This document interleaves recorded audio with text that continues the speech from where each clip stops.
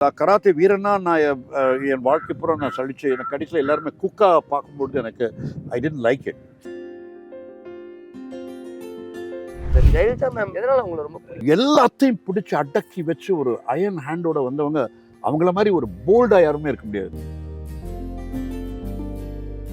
நிறைய விஷயங்கள் நீங்க பண்ணிருக்கீங்க, எங்கேயா அவமானங்கள் பேசி? ஐயோ, நான் பட்ட அவமானங்கள் 1 2.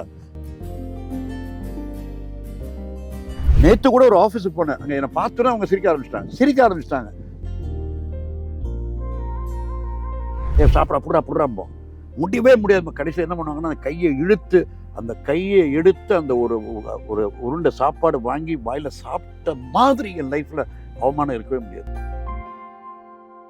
அவனுக்கு பணம் இருந்தால் அது ஒன்றும் இல்லை, ஆனால் உண்மையிலே அவனுக்கு பசிச்சு எல்லாருமே பரிதாபப்பட்டு அவனுக்கு சாப்பாடு கொடுத்து அதை சாப்பிடணுங்கிறது மாதிரி. நான் ஸ்கூலில் நான் best outgoing student award வாங்கும்பொழுது எங்கள் அம்மாட்ட சொன்னேன், அம்மா வாங்க, ஆனால் இன்றைக்கி வரும்பொழுது நீங்கள் தயவு செஞ்சு அந்த தாலியெல்லாம் கழிட்டுட்டு ஒரு ஹஸ்பண்ட் இல்லாத மாதிரி வாங்க. ஏன்னா அந்த ஸ்கூலுக்கு நாங்கள் போகிறோம். அந்த ஒரு ஸ்கூல் டே பஸ்ஸில் போயிட்டு இருக்கும்போது எங்கள் அம்மா சொல்கிறான், டே இங்கே என்னை அம்மானு கூப்பிட்றாதரான்னாங்க. எங்கள் அம்மாவுக்கு நான் ஒரு லெட்டர் எழுதியிருந்தேன். I wrote a letter to my mom. அந்த மாதிரி இதெல்லாம் சாரின்னு கேட்டு லவ் யூன்னு கேட்டு அதை மடக்கி ஒரு பேப்பரில் வச்சு எல்லோரும் மேலே இருக்காங்க. டக்குன்னு அதை எங்கள் அம்மாவோட செஸ்ட்டில் வச்சு I kissed my mother. Then I broke down.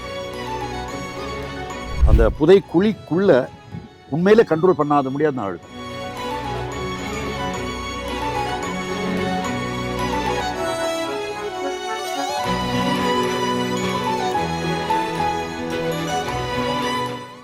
வணக்கம் மக்கள், திஸ் இஸ் விஜய் பிரணாஷ். நீங்கள் பார்த்துட்டு இருக்கிறது டேக் ஒன் தமிழ். இன்னைக்கு என் கூட இருக்கிற ஒரு ஸ்பெஷல் கெஸ்ட் யார் அப்படின்னா, multi talented multi face Shihan Hussaini sir தான் இருக்காரு. அவர்கிட்ட நிறைய விஷயங்கள் அவரை பற்றி, அவரோட கெரியர் பற்றி, அவரோட லைஃப் பற்றின்னு பேச போகிறோம். வாங்க பேசலாம். வணக்கம் சார். இல்லை, வணக்கம். உங்களை சந்திச்சதில் எனக்கும் எங்கள் டீமுக்கும் ரொம்ப ரொம்ப சந்தோஷம் முதல்ல. ஸோ இந்த இன்டர்வியூ பேர் நவரசா சார். ஸோ இதை பொறுத்த வரைக்கும் ஒரு ரேண்டமான கொஸ்டினாக இருக்காது. நான் ஒரு 9 எமோஷன் எடுத்துகிட்டு வந்திருக்கேன். அந்த 9 எமோஷனை உங்களோட கெரியர் ரிலேட் பண்ணியோ, உங்கள் லைஃப்பை ரிலேட் பண்ணியோ நீங்கள் அதற்கான பதில்களை கொடுக்கலாம் சார். ஸோ அதுதான் இந்த இன்டர்வியூவாக இருக்க போகுது. நல்ல concept. I think it's very challenging. Yes, thank you sir, thank you so much. முதல்ல நகை, புன்னகை அப்படிங்கிறது ஒரு லைஃப்பில் ரொம்ப ரொம்ப முக்கியமான விஷயம். அதை நம்ம ஒரு சில நேரங்களில் ஞாபகம் வச்சுருப்போம். மொமெண்ட்டாக ஏதாவது நீங்கள் சிரித்து சந்தோஷமாக, இது ஒரு மொமெண்ட்டில் நான் சிரித்து எனக்கே தெரியாமல் ரொம்ப சந்தோஷமாக இருக்கேன், அந்த மொமெண்ட்டை ரீலீவ் பண்ண அப்பப்போ ஆசைப்படுவேன் இருக்குல்ல, அந்த மொமெண்ட் என்ன விஷயம்? புன்னகை அப்படின்னா எனக்கு எப்போவுமே எனக்கு ஞாபகம் வர்றது நான் மொத நடித்த ட்ராமா புன்னகையின் புயல்னு என்னோட ஸ்கூலில் நடித்தேன். அப்போவே எனக்கு தெரியும். அப்போ அந்த drama it one the first prize. But என்னோட டீச்சர் சொன்னார், டே நீ நல்லா நடிக்கிறடா, நீ டெஃபினட்டாக சினிமாவில் நீ வருவ. அது மட்டும் அவர் சொல்லலை, வந்தான்னா நீ கே பாலச்சந்தரோட மோதகையால் கூட்டுப்படணும்னாரு. என்னோட படமே புன்னகை மன்னன். ஸோ அந்த புன்னகைன்னு எனக்கு சொல்லும் பொழுது எனக்கு I always keep these 2 things in my mind. சிரிப்பு என்கிறத விட ஒரு புன்னகைங்கிறது ஒரு மனிதனுக்கு மிகப்பெரிய, அதாவது பெண்களுக்கு அது மிகப்பெரிய நகை என்பாங்க. எனக்கு என்ன ஹுசைனி அப்படின்னு ஒரு காலகட்டத்தில் பார்த்தீங்கன்னா, Husaini is rough and tough guy. Karate அப்படின்னா அவர் சிரிக்கவே மாட்டார், அவர் பார்த்தா சிரிப்பே வராதுன்னு. பட் ஒரு மொமெண்ட் என்னோட லைஃப்பில் என்னை பார்த்து சிரிக்க வச்சிருச்சு, மனுஷங்களையும் என்னை பார்த்து சிரிக்க வச்சிருச்சு. அந்த ஒரு மொமெண்ட்டுங்கிறது ஒரு தொலைக்காட்சி நிலையத்துக்காக ஒரு சமையல் ப்ரோக்ராம் பண்ணேன்.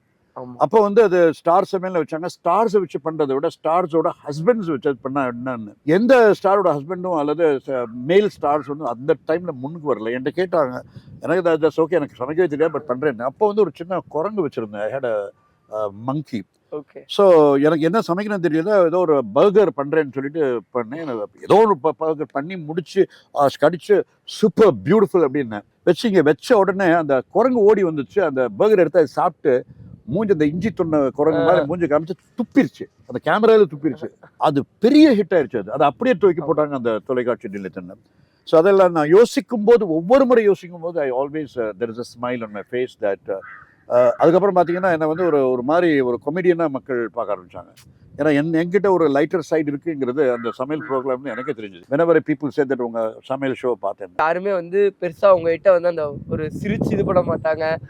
வந்தாலே ஒரு லைட்டா ஒரு பயம் உள்ளுக்குள்ள இருக்கும். ஐயோ சார் எதை சொல்லுவாரா, ஏதாவது டக்குன்னு திட்டிட்டா என்ன பண்றது ஒரு பயம் இருக்கும். பட் ஆஃப்டர் தட் ப்ரோக்ராம் வந்து எல்லாரும் வந்து உங்ககிட்ட ஒரு ஃபன்னா சிரிச்சே பேச ஆரம்பிச்சாங்க. அது உங்களுக்கு ஆக்சுவலி எப்படி எடுத்துக்கிட்டீங்க? ஃபர்ஸ்ட் வந்து உங்களுக்கு ஸ்ட்ரேஞ்சா இருந்ததா, ஆர்எல்ஸ் வந்து பரவாயில்லையே இந்த ஒரு சைடு நல்லா இருக்கே அப்படின்னு? இல்ல எனக்கு அது பிடிக்காம, ஒரு பீரியட்ல பிடிக்காம போச்சு. எப்படின்னா இங்க இருந்து நியூயார்க்ல நான் ஏதோ கராத்தே போட்டிக்கு போய் இறங்கினா அதில் ஜான் எஃப் கென்னடி ஏர்போர்ட்ல சின்ன பசங்க ஓடி வந்து சார் ஆட்டோகிராஃப் லேடி வந்து ஆட்டோகிராஃப் கொடுங்க சார்னாங்க.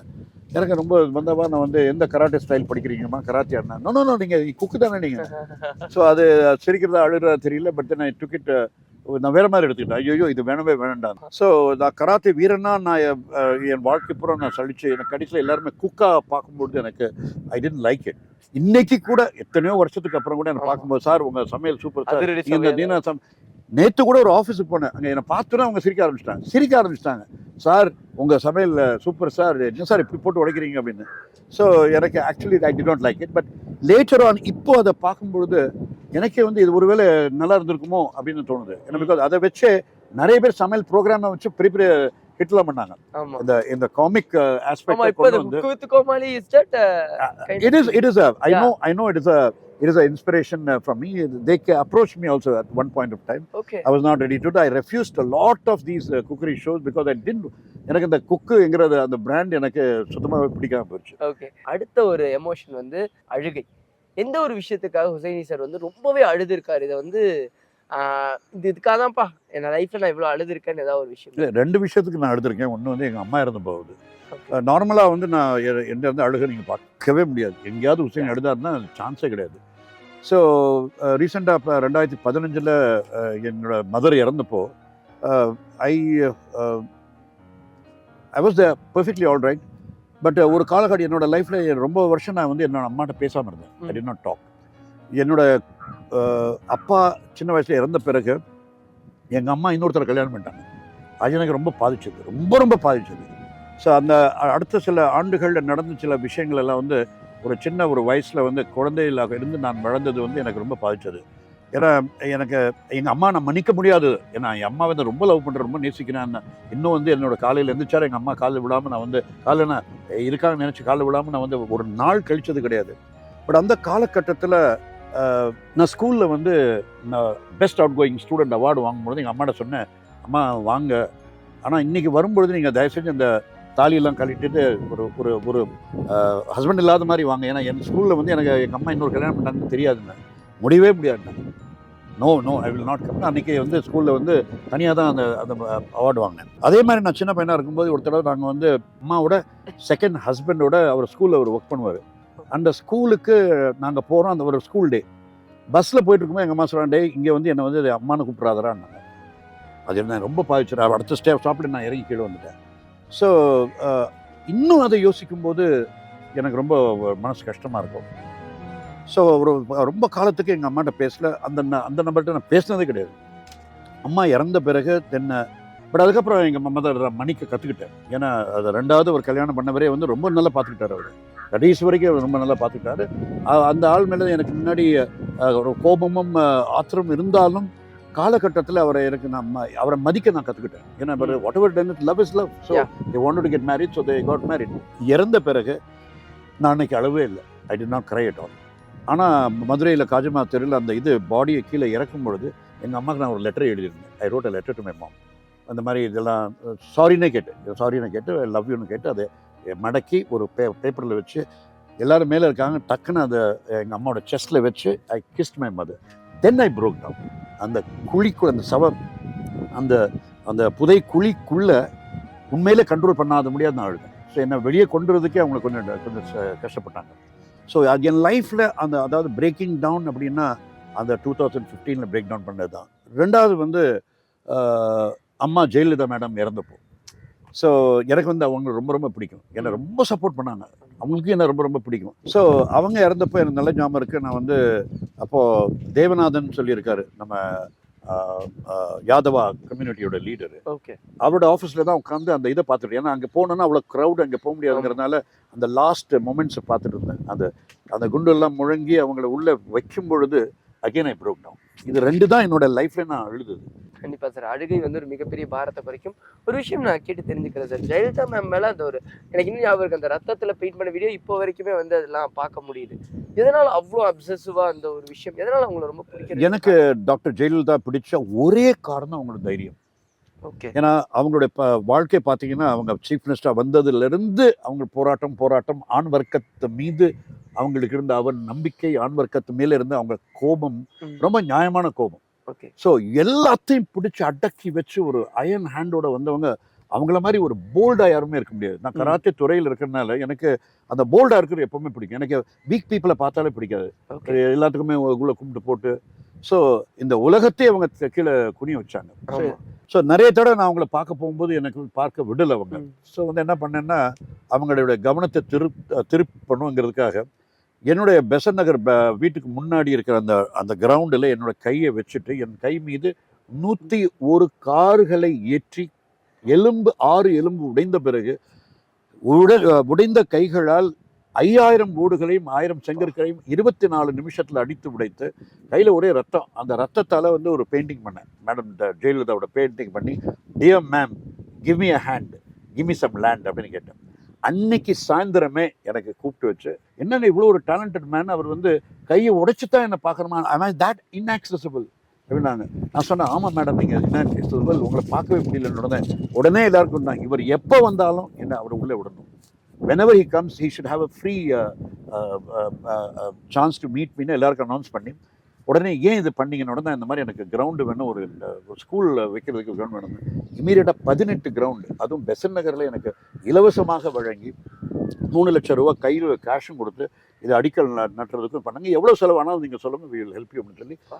ஸோ இவ்வளவு வெளியே வந்து அவங்கள ஆக்சஸ் பண்ண முடியாதுன்னு சொன்ன ஒரு லேடி வந்து இவ்வளோ ஆக்சசபிளாக அவங்க இருக்கிற ஆட்கள் தான் அவங்கள வந்து ஒரு கூண்டுக்குள்ள வச்சுருந்தாங்க. அவங்கள பார்க்க முடியாமல் தடுத்து நிறுத்தினாங்கிறது அப்போ எனக்கு புரிய வந்தது. அதே மாதிரி எப்போ நான் போனாலும் ஒரு சின்ன இன்விடேஷன் பண்ணாலும் டைரெக்டாக நேராக கொண்டு போயிட்டு நான் மேடம் ஜெயலலிதா பார்த்த மாதிரி வேறு யாரும் பார்த்துருக்க முடியாது. அவ்வளோ முறை நான் அவங்கள பார்த்துருக்கேன், அவ்வளோ முறை அவங்கள போய் இன்வைட் பண்ணியிருக்கேன். அவ்வளோ என்ன 2 முறை அவங்க அழைச்சி வந்து நீங்கள் பாலிடிக்ஸில் இருங்க, பார்ட்டியில் சேருங்க, இதை எம்எல்ஏக்கு நில்லுங்க, எம்பிக்கு நில்லுங்க, எவ்வளோ தடவை சொல்லியிருக்கேன். எனக்கு வேணவே வேணாம், ஐ லைக் யூ, அவ்வளோதான். பார்ட்டிலே நான் சேரல, I'm not at all member of AIADMK, I really loved. So வந்து அவங்களுடைய 55வது பிறந்த நாளுக்கு என்ன பண்ணேன்னா, என்னோட கையில் இன்றைய ரத்தத்தை எடுத்து 55 படங்கள் அவங்களோட லைஃப் அப்படியே ட்ரேஸ் பண்ணி 55 பெரிய பெரிய படங்களை வந்து ரத்தத்தால் வரைஞ்சேன். இந்த ரத்தத்தால் வரைஞ்ச அந்த கல்ச்சர் இங்கே இல்லை, உலகத்திலேயே ஸ்டார்ட் பண்ணதான் தான். இதுக்கப்புறம் இன்னைக்கு வந்து அது ரொம்ப பாப்புலர் ஆகி தமிழ்நாடு கவர்மெண்ட் அதை பேன் பண்ணது. இது எனக்காகவே பேன் பண்ணாங்க. ஹுசைனி இந்த மாதிரி ஸ்டார்ட் பண்ணி அது எங்கள் வீட்டிலே ரைட் வந்துச்சு. அதுக்கப்புறம் அது ஒரு பீரியட்ல I really love her. Even today காலையில் எந்திரிச்சானா அவங்க சிலை அங்கே இருக்கு, என்னோட வீட்டில் இருக்கு. அவங்கள ஒரு கும்பிட்டு தான் வெளியேறுவேன். அடுத்தது இழிவரல். இழிவரல்ங்கிறது அவமானம் அப்படின்னு சொல்லலாம். ஒரு பன்முகங்கள் கொண்ட ஆர்டிஸ்டா, பல விதங்கள் ஃபேஸ் பண்ண ஒரு பர்சனா, ஒரு சினிமா கேரக்டரா நிறைய விஷயங்கள் நீங்க பண்ணியிருக்கீங்க. எங்கேயா அவமானங்கள் ஃபேஸ் பண்ணி? ஐயோ, நான் பட்ட அவமானங்கள் 1 2. என்னுடைய ஸ்கூல்லே நான் பட்ட மிகப்பெரிய அவமானம் வந்து, நான் வந்து அப்போ வந்து ரொம்ப ஏழையாக இருந்தேன். நான் சொன்னேன், எங்கள் அப்பா சீக்கிரம் இறந்து போயிட்டார், அம்மா வந்து ஒரு கல்யாணம் பண்ணி போயிட்டாங்க.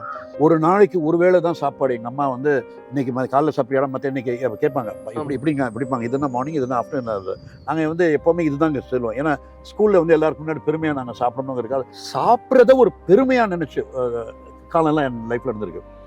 அப்போ நான் பட்ட மிகப்பெரிய அவமானம் என்னென்னா, ஹுசைனி ஒரு காலகட்டத்தில் இப்போ மத்தியானம் சாப்பிடலைன்னா நான் என் தம்பி என்ன பண்ணுவோன்னா, பக்கத்தில் மரத்துக்கு போயிட்டு எம்டி டிஃபன் பாக்ஸ் வச்சு ஓப்பன் பண்ணி அங்கே சாப்பிட்ற மாதிரி நடித்து சும்மா கை கழித்து வந்துடுவோம். அது ஒரு தடவை எங்கள் பசங்களுக்கு தெரிஞ்சிடுச்சு. தெரிஞ்ச உடனே என்ன பண்ணுவாங்கன்னா, அதில் வாட்ஸன்ஸ் ஒரு அப்துல் மலிக்னு ஒரு பையன், ரொம்ப பணக்கார பையன், ஒரு துணிக்கடை ஓனர். அவன் வீட்டில் வந்து அடுக்கடுக்காக இது வரும், சாப்பாடு வரும். அது ஒரு இது மாதிரி போட்டு அவன் 2-3 அது பெரிய வீட்டிலலாம் சாப்பிடுவாங்க. நாங்கள்லாம் வந்து ஒரே டிஃபன் கேரியரில் எல்லாத்தையும் கொண்டு வருவோம். என்னை வந்து 2-3 பசங்க பிடிச்சி இழுத்து வருவாங்க. இழுத்து வந்து நிப்பாட்டி அவன் வந்து அப்படியே சாப்பாடு எடுத்துட்டு சாப்பிட அப்படிறாம்போம். முடியவே முடியாது. கடைசியில் என்ன பண்ணுவாங்கன்னா, அந்த கையை எடுத்து அந்த ஒரு உருண்டை சாப்பாடு வாங்கி வாயில் சாப்பிட்ட மாதிரி என் லைஃப்பில் அவமானம் இருக்கவே முடியாது. ஒரு மனிதனுக்கு சாப்பாடு இல்லை, யாராவது சாப்பாடு ஃபோர்ஸ் பண்ணி கொடுக்க சாப்பிட்றான்னு, அவனுக்கு பணம் இருந்தால் அது ஒன்றும் இல்லை. ஆனால் உண்மையிலே அவனுக்கு பசிச்சு எல்லாருமே வந்து பரிதாபப்பட்டு அவனுக்கு சாப்பாடு கொடுத்துட்டு அதை சாப்பிடணுங்கிறது மாதிரி ஒரு அவமானம் உலகத்தில் இருக்க முடியாது. ஸோ அந்த அவமானத்தை தாண்டி நான் வந்திருக்கேன். கண்டிப்பா அவ்வளோ ஹர்டல்ஸ் ஃபேஸ் பண்ணதுனால தான் இப்போ இந்த எல்லாத்தையுமே நீங்க வந்து சக்ஸஸ்ஃபுல்லாக ரன் பண்ணிருக்கீங்க. அடுத்தது மறுக்கை சார். நீங்க இந்த ஒரு கடந்து வந்த வாழ்க்கையில இருக்குள்ள வியந்து பார்க்குற ஒரு பர்சன், இவங்க பார்த்தாலே ஒரு வியப்பு கொடுக்க நீங்க பார்க்குற ஒரு பர்சன். எனக்கு எப்போவுமே என்னோட லைஃப்பில் வந்து நான் ஒரு வியந்து பார்த்தது கமல்ஹாசன் சார். அது okay. Is a great inspiration to me.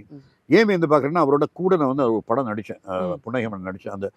அந்த புன்னகை மன்னன் நடிக்கும் பொழுது அவர் இந்த மாதிரி ஒரு மனிதன் நடிக்க முடியுமான்னு நான் யோசிப்பேன். கமல்ஹாசன் சார்கிட்ட வந்து நான் ஒரு தடவை நான் நினைக்கிறேன் 1986 போயிட்டு ஒரு வீட்டு சார், நான் உங்களை பார்க்கணும் சார், ஒரு விஷயம் பார்க்கணும் வாங்கினாரு. ஸோ அவர்கிட்ட போய் வந்து நான் அந்த காம்பவுண்ட் காம்பவுண்ட் வந்து வீல் மாதிரி இருக்கும், அந்த காம்பவுண்ட் அதை வச்சு கொண்டு போயிட்டு, சார் இதுக்கு பேர் வந்து காம்பவுண்ட் HW ஆலன் ஒருத்தர் அவர் இன்ட்ரடியூஸ் பண்ணார். இது வந்து நமக்கு இழுத்தோன்னா இந்த பக்கம் ரொம்ப சாஃப்டாக இருக்கும், இழுக்கும்போது ரொம்ப கஷ்டமாக இருக்கும், பட் இங்கே வச்சோன்னா ரொம்ப சாஃப்டாக இருக்கும், இதை நீங்கள் ஏதாவது படத்தில் நடிச்சிங்கன்னா நல்லாயிருக்கும், நம்ம ஆர்ச்சரியம் கொஞ்சம் இதாகும் அப்படி பேசினார். ரொம்ப நேரம் போய் கேட்டார் அப்படியா இது எப்படி தான் கேட்டார். சரி ஒரு நிமிஷம் இருங்க நான் வந்துடுறேன் சொல்லிட்டு உள்ளே போனால் இதில் டீ வந்தது. திருப்பி உள்ளே போயிட்டு திருப்பி வரும்போது கையில் காம்பவுண்ட் போர்டு வராது. I had a shock of my life. Sir என்ன சார் நீங்கள், நான் ஒரு 6 மாதத்துக்கு முன்னாடி வாங்கிட்டேன் சார், சரி அதை நான் டெய்லி பண்ணுவேன், அதில் ஒரு ஸ்ட்ரிங் உடஞ்சி போச்சு, அதை முடிஞ்சால் மாற்றி கொடுங்கனாரு. ஸோ ஒரு விஷயத்தை நான் இன்ட்ரடியூஸ் பண்ணணும்னு அவர்கிட்ட சொல்லும்போது 6 மாதத்துக்கு முன்னாடி அதை அவர் வாங்கி அந்த வாங்கி அவர் கற்றுருக்காருன்னா அந்த மனுஷனுக்கு எவ்வளோ தாகம் இருந்திருக்கும். அன்பிலீவபிள். அவரை மாதிரி ஒரு மனுஷன் நான் பார்த்ததே கிடையாது. எல்லா விதத்துலேயும் வந்து he was a great man. So என்னை பார்த்தா இன்னைக்கு பார்த்தாலும் எனக்கு ஒவ்வொரு துறையில் ஒருத்தர் நான் வியந்து பார்ப்பேன். சினிமா துறை, நடிப்பு துறைன்னா அவரை மாதிரி ஒரு நடிகரை பார்க்க முடியாது. கண்டிப்பாக சார். அடுத்தது அச்சம். ஹுசைனி சாரை வந்து எல்லாருமே போல்டாக ஒரு மாதிரி ஸ்ட்ராங்கான பர்சனாக பார்த்துருக்காங்க. ஹுசைனி சார் பயப்படுற ஒரு விஷயம் என்ன? அது உண்மையை சொல்கிறதா இருந்தால் எனக்கு ரொம்ப பயம். மாடுன்னா ரொம்ப பயம் எனக்கு. அது ஏன்னு எனக்கு இன்னும் தெரியல. பட் எங்கேயாவது மாடு பார்த்தா நான் கொஞ்சம் அப்படி ஒதுங்கி நிற்பேன். அடுத்தது பெருமிதம். உங்களை நீங்களே கண்ணாடியில் பார்த்து பரவாயில்லடா நான் இதை வந்து லைஃப்ல பண்ணிட்டேன்னு பெருமைப்படுற ஒரு நான் தினசரி நான் பெருமைப்படுவேன். நான் இன்னைக்கு ஆக்சுவலாக வந்து நான் ரொம்ப மதிக்கிற மனுஷன் அப்படின்னு பார்த்தா நான் என்ன தான் மதிச்சுப்பேன். எவ்வளோ கஷ்டத்தங்களை நான் தாண்டி வந்திருக்கேன். ஆனால் அந்த கஷ்டத்தை எல்லாத்தையும் ஜெயிச்சு நான் வந்திருக்கேங்கும் போது எனக்கு உண்மையில ரொம்ப பெரிய பெருமை இருக்கு. கண்டிப்பா சார். அடுத்தது கோபம். எந்த ஒரு விஷயத்துக்காக ஹுசைனி சாருக்கு அதிகமாக கோபம் வரும்? இதை நினைச்சாலே இல்லை இதை பார்த்தாலே சம கோபம் வரும். எனக்கு கோபம் வந்து ரொம்ப வர்றது வந்து துரோகம். யாராவது துரோகம் பண்ணாங்கன்னா பிடிக்க ஒரு காலத்தில் துரோகம் பண்ணவெல்லாம் பிடிச்சி சென்னையில் எனக்கு தெரியும், என்னோட கராத்தே மாணவர்களுக்கு தெரியும். அதாவது இன்னைக்கு வந்து ஒரு பிளாக் பெல்ட் வாங்குவோம், 3 வருஷம் கஷ்டப்படுவாங்க. பிளாக் பெல்ட் வாங்கினா அடுத்த வருஷம் நாள் பார்த்தா அவன் 8th டான் அப்படின்னு சொல்லி ஒரு பெல்ட்டை போட்டுட்டு அவர் கிளாஸ் ஆரம்பிச்சிடுவான். அவர் காலகட்டம் இருந்து போய் அவனை பிடிச்சி தூக்கி கொண்டு அட்டி பின்னி கை காலெல்லாம் அட்டி பின்னி கொண்டு ஒரு காலங்கள் இருந்தது. பட் அதுக்கப்புறம் கொஞ்சம் மெச்சூர் ஆன பிறகு இதெல்லாம் பெஸ்ட்டு வழி என்ன, அவனை அப்படியே விட்டுறது தான். அவனே அழிஞ்சு அவன் மாணவர்கள் அவனுக்கு துரோகம் பண்ணி அவன் வந்துடுவானு. துரோகம்னா எனக்கு ரொம்ப கோபம். People must not stop somebody இந்த பேக், முதுகில் குத்துற மாதிரி எனக்கு ஒரு கோபம் இருப்பேன். நான் அந்த மாதிரி ஆட்களை நான் மன்னிக்கிறதே கிடையாது. அது மாதிரி. Okay sir. உவகை. அடுத்தது வந்து மகிழ்ச்சின்னு சொல்லலாம். உவகை ஆரம்பத்தில் நம்ம புன்னகை பற்றி பேசுவோம். மகிழ்ச்சிங்கிறது இட்ஸ் அபவுட் த மொமெண்ட். அது வந்து நிறையா இருக்கும். ஒரு மொமெண்ட்டாகவே இந்த ஒரு விஷயம் என் லைஃப்பில் நடக்கும்போது ரொம்ப மகிழ்ச்சியான தருணம், இதை மறக்கவே மாட்டேன்னு. ஏதாவது மகிழ்ச்சிங்கிறது கடைசி வரைக்கும் இருக்கும். மகிழ்ச்சிக்கு ஒரு எல்லையே கிடையாது. மகிழ்ச்சி வந்து கொடுக்கறதுல மட்டும்தான் இருக்கு, வாங்குறதுல மகிழ்ச்சி கிடையாது. சென்னை பொறுத்த வரைக்கும் நான் எவ்வளோக்கு எவ்வளோ கொடுக்குறேன்னா அவ்வளோக்கு எனக்கு I always feel very very happy. And இன்னைக்கும் பை காட்ஸ் கிரேஸ் நிறைய பேருக்கு தெரியாமல் பலருக்கு வாழ்க்கையில் கடந்து வந்த பலருக்கு வந்து மாதம் ஆச்சுனால முதல்ல அவங்களுக்கு நான் பணம் கொடுத்துருவேன். அந்த பணம் கொடுத்த பிறகு எனக்கு இருக்க அந்த நிம்மதி, அன்னைக்கு நான் தூங்குற அந்த தூக்கம் எப்போவுமே இருக்காது. எப்போ நான் கொடுக்கலன்னு தான் நான் ரொம்ப ஃபீல் பண்ணுவேன். கடைசி நவரசா பார்க்கும்போது அமைதி. எந்த ஒரு விஷயம் ஹுசைனி சாருக்கு ஒரு பீஸ் ஆஃப் மைண்ட் கொடுக்குது? பீஸ் ஆஃப் மைண்ட் கொடுக்க ஆரம்பித்த விஷயம் இது. ஏன்னா ஒரு ஓட்டம் எல்லாருக்கும் அந்த மனசில் இருக்கும்ல, ஒரு அமைதி. இதுக்கப்புறம் எனக்கு ஒரு அமைதி கிடைச்சு. அதாவது ரொம்ப அருமையாக சொன்னீங்க. லைஃப்பில் வந்து எப்பவுமே அது ஒரு ஆப்போசிட்னு சொல்லுவோம். நம்ம ஏதாவது விஷயத்தை நம்ம நினைக்க ஆரம்பிச்சு வச்சுக்கலாம். ஆமாம். அதாவது நமக்கு வந்து நம்ம வந்து நான் இதை குரங்கு யோசிக்கக்கூடாது குரங்கு தான் நம்ம கண்ணில் வரும். ஸோ நம்ம வந்து அமைதியை தேடி போனால் என்ன நடக்கும்? நமக்கு வந்து ஏதாவது போராட்டங்கள் வந்துட்டே தான் இருக்கும். ஸோ வந்து நீங்கள் போராட்டங்களை தேடி போங்க, அமைதி தன்னால் வரும். நான் அமைதியாக இருக்கும் மிகப்பெரிய தருணம். நான் அன்றைக்கி ரொம்ப ஒர்க் பண்ண வச்சுக்கலாம், நிறைய ஹார்ட் ஒர்க் பண்ணேன்னா அன்றைக்கி நான் வீட்டுக்கு வந்து அப்படி தலையில் அப்படி வைக்கும்போது அந்த அந்த சில கணங்கள் தூக்கத்துக்கு அப்படியே தூக்கிட்டு போயிடும். I love work. Work is my meditation. Work is my peace. I like to, எனக்கு வந்து 24 மணி தான் நீங்கள் வேலை செய்யணும், செஞ்சுக்கிட்டே இருப்பேன். I feel that hard work, persistence, patience, ஒரு இலக்கு, அந்த இலக்கை நாடி நாம் போகிற அந்த ஜேர்னி தான் மனுஷனுக்கு அமைதியை கொடுக்கும், பீஸ் கொடுக்கும். கண்டிப்பா. எனக்கு அது பீஸ் கொடுக்குது. கண்டிப்பா. அண்ட் இந்த ஒரு இன்டர்வியூக்கு ரொம்ப ரொம்ப தேங்க்ஸ் சார். அதாவது பல விஷயங்கள் உங்களோட ஷேர் பண்ணிக்க முடிஞ்சது, பல எமோஷன்ஸ் உங்களோட சைட்ஸ்ல இருந்து கேட்டு தெரிஞ்சுக்க முடியுது. அண்ட் இந்த ஒரு டைமுக்கும் ரொம்ப தேங்க்ஸ். நல்ல இன்டர்வியூ, நானும் நிறைய இன்டர்வியூ கொடுத்துருக்கேன். அது ஃபார்மேட் ஆஃப் த இன்டர்வியூ ரொம்ப நல்லா இருந்துச்சு. And thank you very much to all the YouTube viewers and thank you very much.